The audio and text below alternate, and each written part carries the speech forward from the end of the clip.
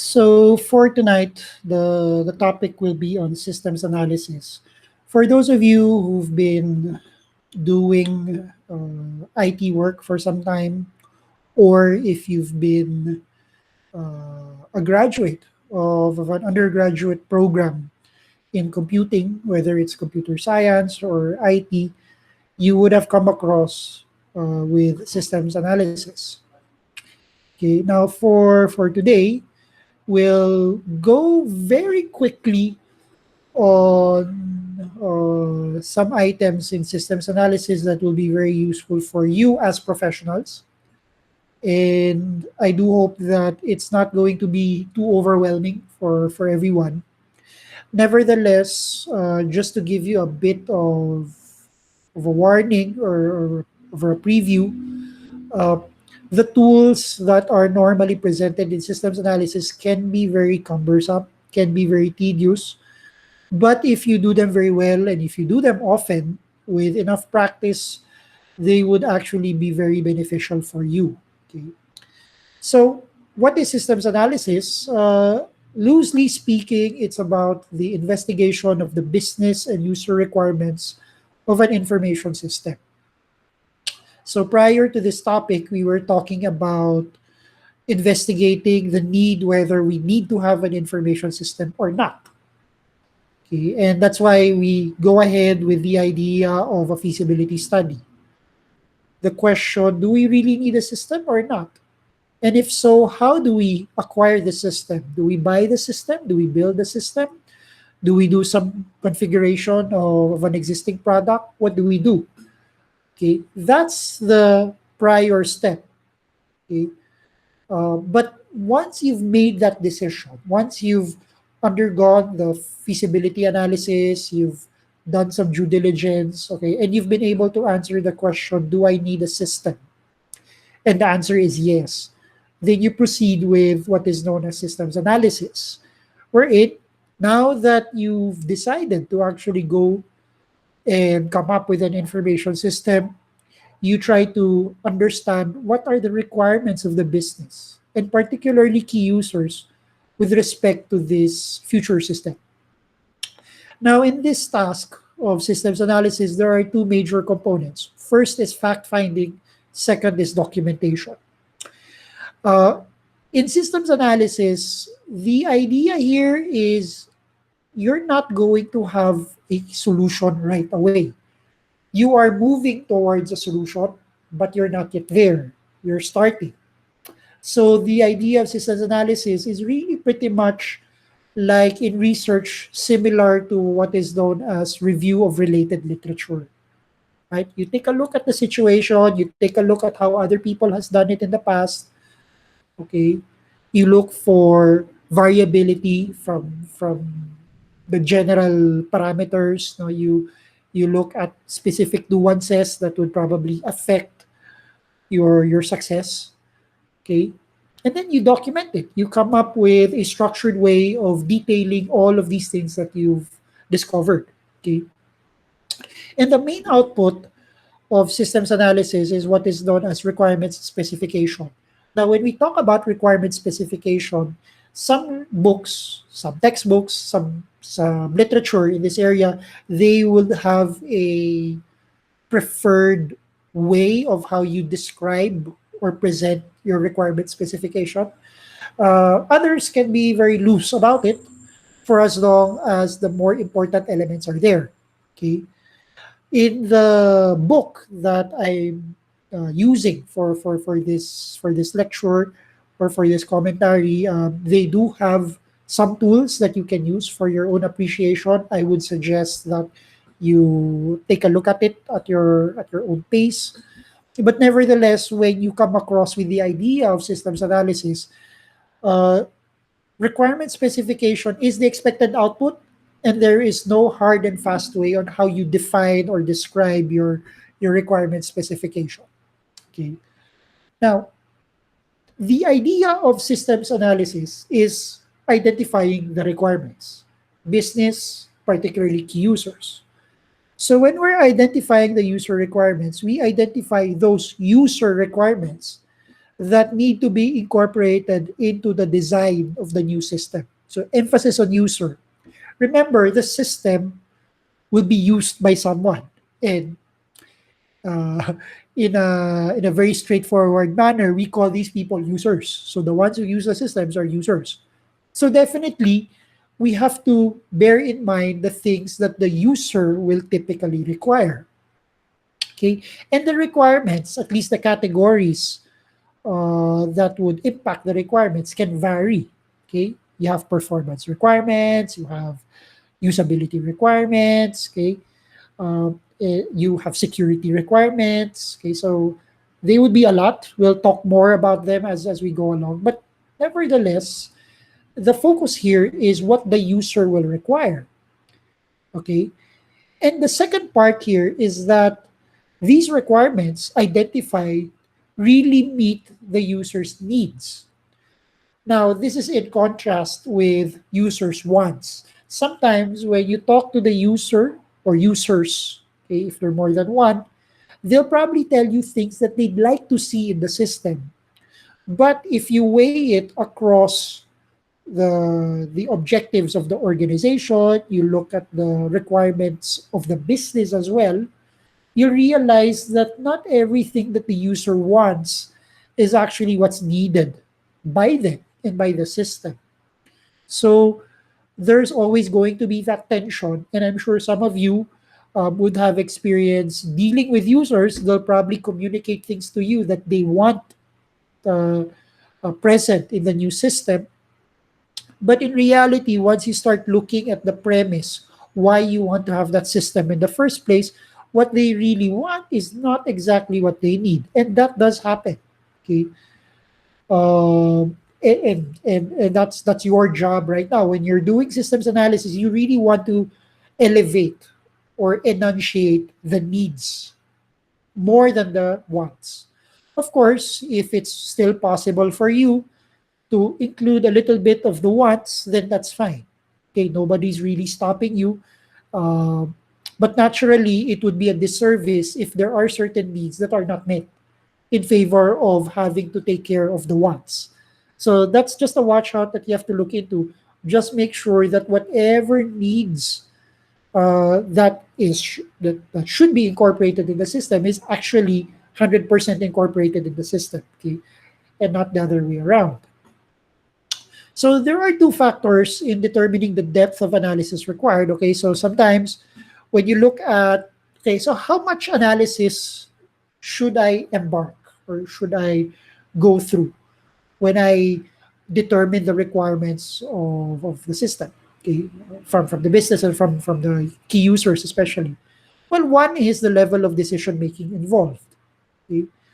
Um, this means that if your key users, okay, tend to be dependent with many layers of management above him or her, then do expect the level of decision making involved to be very deep. Okay, it cannot be delegated simply at the level of the user merely. Okay? You'll probably have to solicit the feedback and information from the supervisor of the user and the supervisor of the supervisor of the user. That can happen.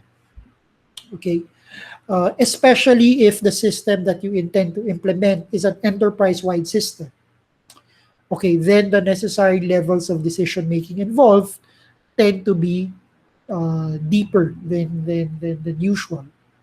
Another factor is the scope of the functional area. Now, sometimes the system required is very specific to the function, like it's an HR system or it's an accounting system or it's a manufacturing system or it's a customer information system. Okay, and if you've noticed in those samples, they are very specific. Okay, in fact, they are limited to the function that is needed by them, right? But there are some systems that would cut across many functions. So these are cross-functional systems. Um, an example of perhaps a cross-functional system would be in relation to, let's say, if you're in a manufacturing or distribution business, sometimes you need to have Uh, Systems that would incorporate your accounting, systems that would incorporate vendor management, systems that would incorporate your customers. So if they're distributors, right? Um, and there could be other functions like warehousing, inventory. They're all related. Okay, so in those cases, your functional area is broadened. Okay, so again, it depends on what you really want to tackle. That would really determine the level of decision making involved in the scope of the functional area.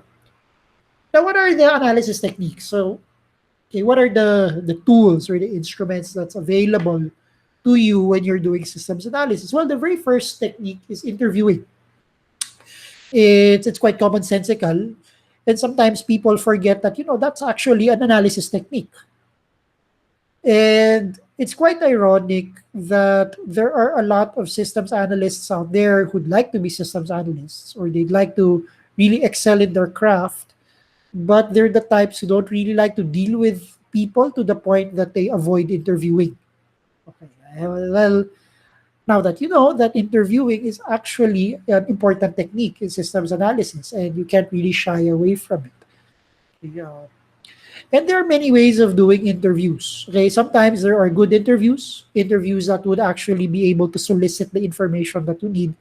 There are not so good interviews. Sometimes you just go through the interviews for the sake of maybe ticking off some boxes, perhaps from a prepared set of questions. But the mark of a good interview is that you're able to capture the requirements very well from that interview. Now, I'm not saying that the best interview has to be only one interview. I'm sure you realize that if you really want to capture as much data or as much facts as you can, that would help you understand the requirements of the system, you'll have to conduct multiple interviews. And when you conduct multiple interviews, it need not necessarily mean more than one interview per person. It can also mean many people. Okay. And sometimes when you deal with interviews of many people, it's not only limited to perhaps the people who may have a direct need of the system, like your key users. It can also be management, right? Who may not have a direct benefit to the system, but they will be benefited from the system somehow, some way, in an indirect manner.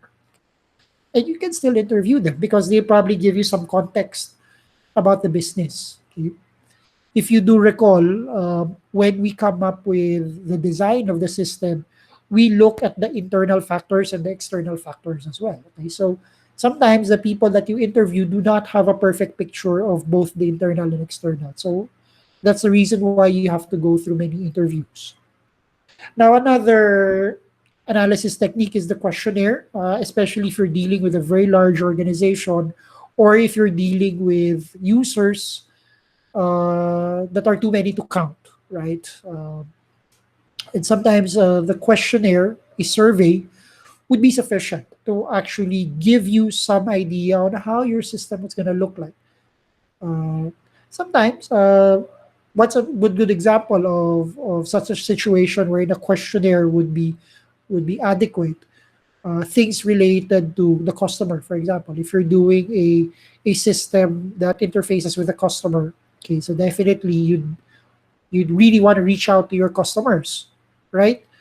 For feedback on how the system would look like. But then there's so many of them, and you can't really do a lot of interviews with all of your customers. If you have customers ranging in the thousands or even in the millions, then definitely interviewing is not a very good technique. Okay, so the questionnaire would actually help address that. Now, the trick of the questionnaire is coming up with a set of questions that don't really deter the respondent from answering honestly.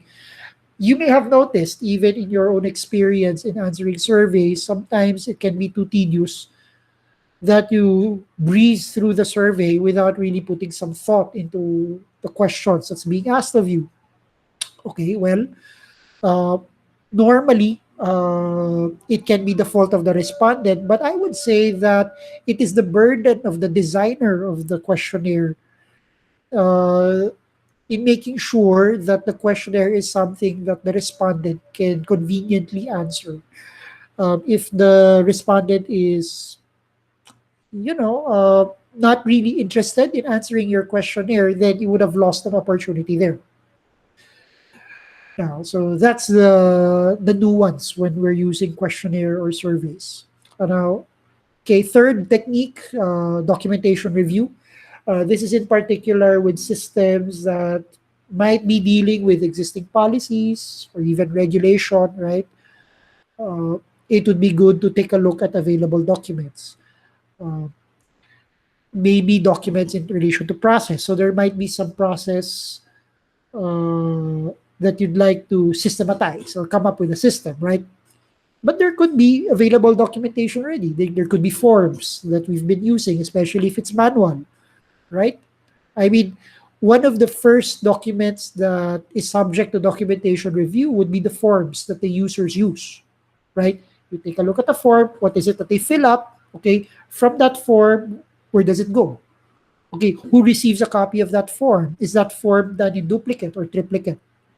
Okay, then you find out, okay, where does that form go to? Okay, after that form is processed, there's another report that's generated. What do you do with that report? Okay, so that's all part of your documentation reviews. Okay, more than the manual of what the process entails, the forms, the reports that generated along the process is also subject for review. Okay. Now, in such cases, it can be very tedious if you have so many documents to review. Okay. This is the case for organizations that have been in existence for quite a long while. Perhaps their existence would have predated the use of computers, for example, right? So they've been used to so many forms. And sometimes there is a need to have those forms still because it's a requirement of law. So you can't really do away with the forms, right? You can't really digitize your forms because government will still require some sort of a hard copy. Okay, that becomes very difficult. Um, but later on, you might realize that in some cases, certain paper-based forms can already be translated into digital format. So okay, I mean that's possible now. Okay, with your new system. Now another technique is the use of observation. Okay, or perhaps in some cases you call this your time motion study, right? So you observe, you sit down somewhere, you just simply take a look at how the process unfolds before your eyes, right? You take a look at what's happening. The idea with observation is that you really get a feel of the process itself. No? Another way of doing observation is doing some sort of immersion in the process. Like uh, in some cases, consultants can actually sit in and immerse in the client organization and then they take a look at what's happening around. I mean, that's also part of observation, right? It's something like an internship of some sorts, right? You go into a company, you take a look at how they're doing things, you absorb it, then you write something down. You do your own documentation of what's happening, okay? And you see it, okay? So the advantage of observation is you get to really see the actual thing in action, right? Uh, but the challenge of doing observation is that it's time consuming. And the difficulty with observation happens when a process is not often done. So it's an infrequent type of process, so you don't really have a lot of opportunities to do observation. So that can take time if you choose to do observation. Now, another analysis technique is brainstorming. Uh, Things like focus group discussions, that's also part of it. Workshops, inviting key users to undergo some exercise. Okay, that's quite possible. Uh, and the idea of brainstorming is that you try to understand or pick the brains of the people involved. And then by having that playful atmosphere, maybe bending certain things or adjusting certain things or imagining stuff, okay, you can actually come up with solutions to the problems that they're experiencing. So that's the advantage of brainstorming. The other nice thing about brainstorming is that if you're involving these stakeholders early on, the buy-in is easier. So from a political standpoint within the organization, it's managed appropriately when you do brainstorming. Now the thing with brainstorming is that it's something like what you see is what you get. And it's possible that the participants of the brainstorming may present or share something that is meant to simply, you know, very similar to window dressing. They'll probably make it look good. In fact, I've attended some brainstorming sessions or workshops wherein they'll probably tell you all nice things. So, and the idea there is because they're trying to present to you that there's really no problem to begin with. That happens when you're doing consulting. You're trying to understand how to help them, and if you involve these customers or your clients or users through some brainstorming, they'll tell you, well, they'll probably tell you that there's no problem. Okay. Well, that may be true, but that's probably not true because why are you being why are you being thrown into the situation wherein you need to do some new system, right? So if there's no problem, okay, but that's the risk of brainstorming. The risk of brainstorming is that uh, the participants won't be that cooperative and open and honest with you as regards to the requirements of the new system. Now let's go to requirement specification. What does this really tell you? Okay, so here are the typical parts of the requirement specification. Well, data capture, what are the things that you capture? Okay, what are the different types of data, the different types of information that you'd really want to be included in the system? Okay, and preferred data capture methods. Is it from a paper form or is it data from another existing system? Do you do interfacing with them? Okay, and then functional requirements. So this refers to what should the system do. Okay, how will the system work? So that's pretty much the nutshell of the functional system requirements. And then user interface layout. So how does your system would look like? How will the user interact with the system? Is it through a keyboard? Is it through a screen? Is it through punch cards? I mean, if you still use that, okay. Is it through voice, right? Uh, so these are the examples of a user interface layout. And your output requirements. So after the system processes it, okay, based on the inputs provided by the user perhaps, okay, then how does the output look like? How should it look like? Should it be a report? Does the report have a specific template or structure outline that needs to be fulfilled according to law? Okay, is the output a screen? Is the output a paper? Is the output a file that's stored in a cloud environment? Okay, is the output a set of instructions that will trigger another system as typical in a factory line? Okay, so these are things that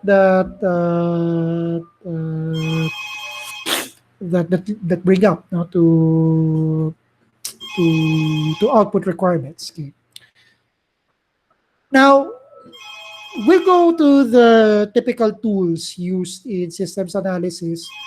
Um, we go and take a look at, for example, the information flow diagrams. Okay, so that's one. So it's a simple diagram showing how information is routed between the different parts of an organization.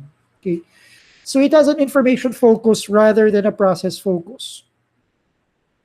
Okay, and here's an example of how it would look like. So the ovals here would refer to the source or the destination of the information, right? Okay, and the arrows would indicate where the information would flow, and then the shaded area here would refer to the system boundary. Okay, so notice from this diagram alone, you can determine that there are information flows within the system, so that's expected. But it's also possible that you can have system information flow that would go out of the system. Okay. In fact, there might be inputs of information that will come from outside of the system, and there could be outputs outside of the system. So that's how it normally typically looks like. Okay, and it need not be very complicated. Your IFD can simply be very simple. Okay, and an example of an IFD is the context diagram. So these are simplified diagrams that are useful in specifying the boundaries and the scope of the system. Uh, and the thing here is when you deal with context diagrams, the idea there is that the emphasis is really where does your system be focused at, right?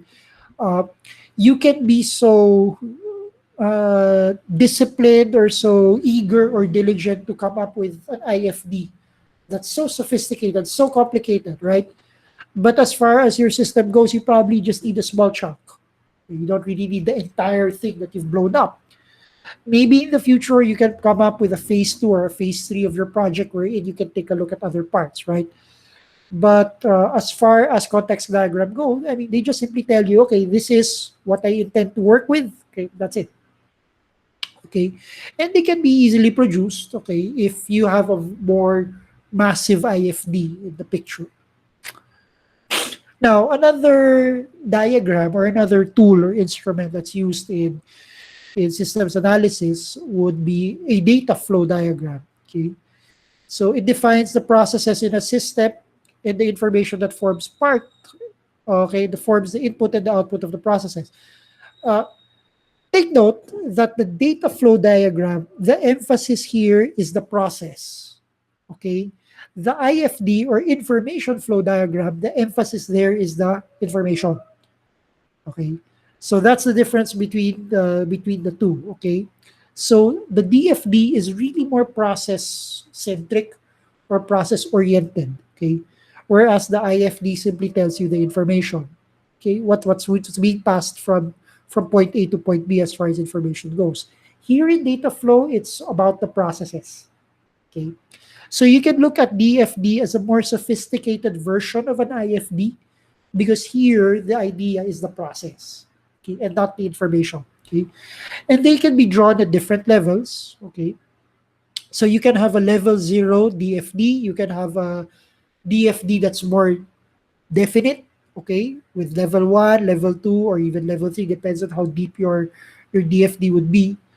Now, the thing with multi-level DFDs, they are not different diagrams. They actually represent the same reality, but their description is more granular, more detailed, okay? But they still reflect the same reality. So a level 0 DFD is not essentially different from a level 1 DFD or level 2 DFD.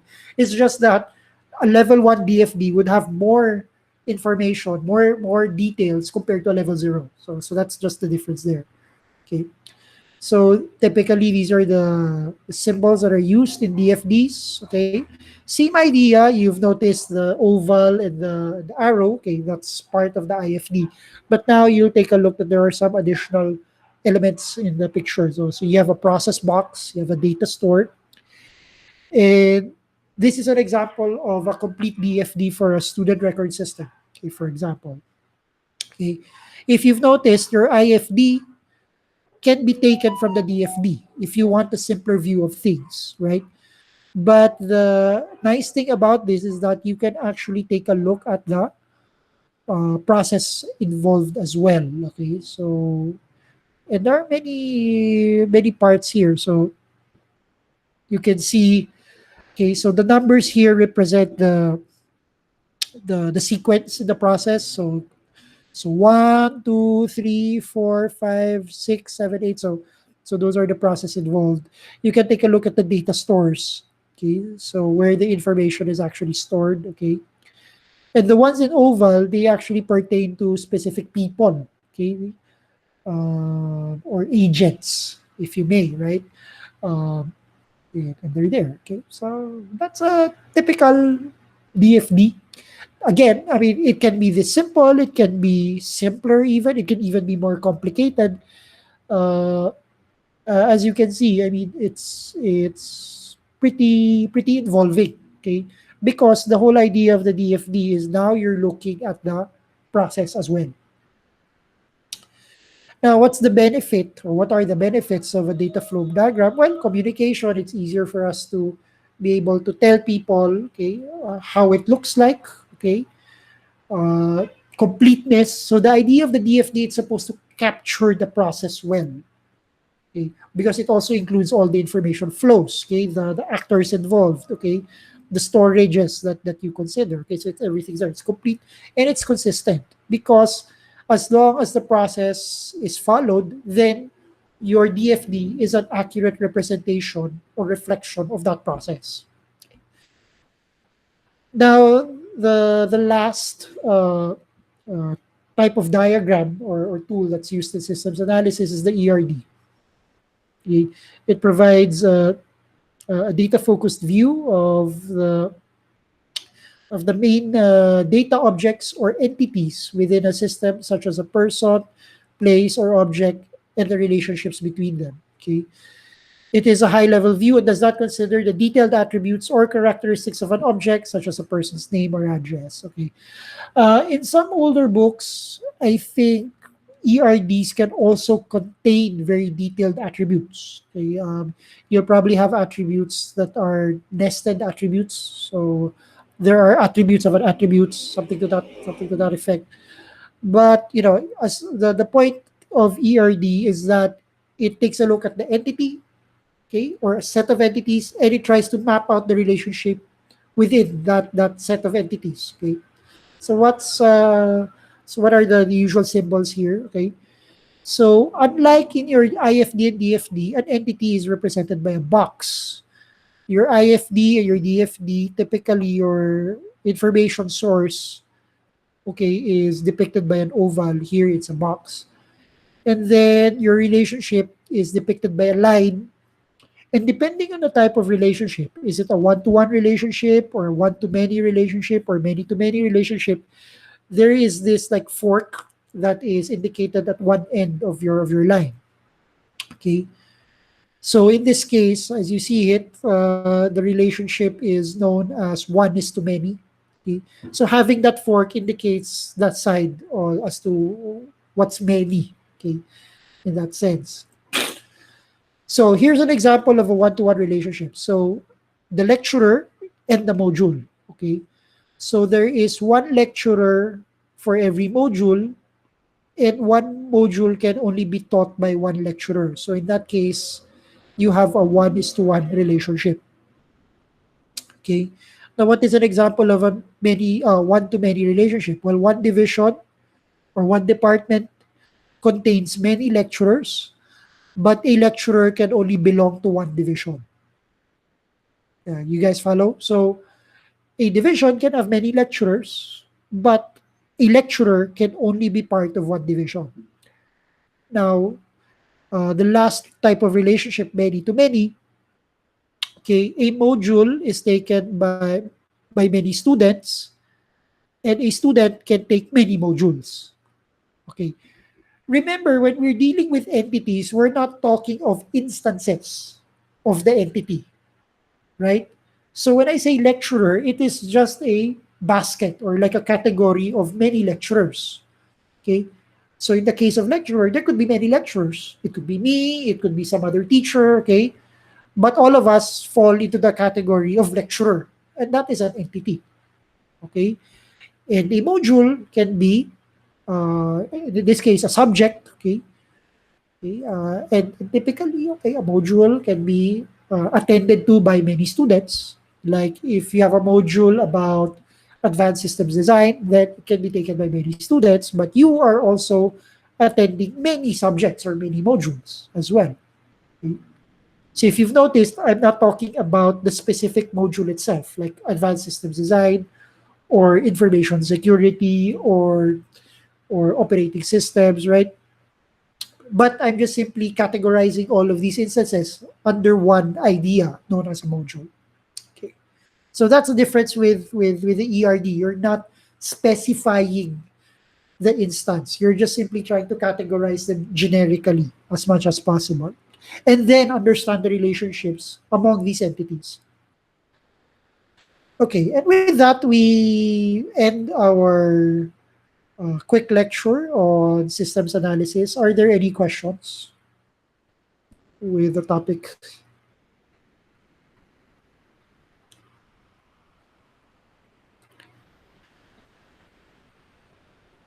Any questions? All good, sir. Okay.